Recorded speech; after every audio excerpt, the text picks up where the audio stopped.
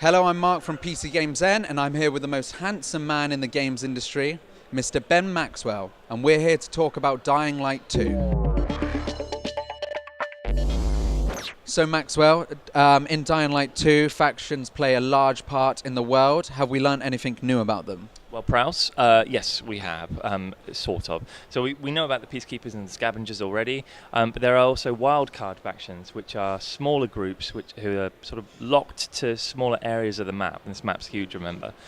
So whereas the Peacekeepers might have a presence across the whole game world, someone like the Untainted, which we found out about, won't. They'll just be, located in a small area. These guys are into drugs, so, they like to have a good time, but they can also create boosting drugs. You know the type at the club, boosting drugs, which will make you stronger and faster. So if you elect to sort of introduce them into the ecosystem by supporting them, you could help them, for instance, in one example, take up a swimming pool, and then they turn it into a big farm. Those drugs are then available to you, so you can run faster, you can jump higher, you can fight harder, all of that kind of stuff. But those drugs then go out further into the society around you, so there'll be bandits and other types of enemies and characters who also have access to them. So, but this is just like one little piece of colour in a small, localised part of the world.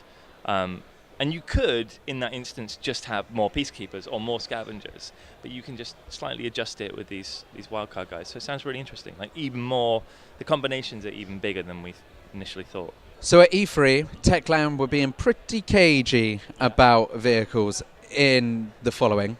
Have we learned anything new about them? Sort of. So we know there definitely will be vehicles, but they hinted at that before anyway. We also know now that it's not going to be like the following. So we're not going to have this kind of, vehicle-centric experience. However, if you help the faction, the Scavengers, who are one of the factions, they at one point they'll reconstruct a bridge. They'll start making fuel. Things will sort of build up around that. And once you have a fuel supply, vehicles get introduced into the game. In what capacity, we're not sure yet. But yeah, there are vehicles, and I would imagine amusing vehicles.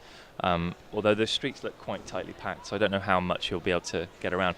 However, I did ask if there would be more, some open spaces, given that the following is almost entirely open space, and there are vehicles in it. Didn't get a firm answer, but I think it's safe to say there will be some open spaces in which you can hoon about in your stolen car. So Maxwell, are you looking forward to Dying Light 2 being released?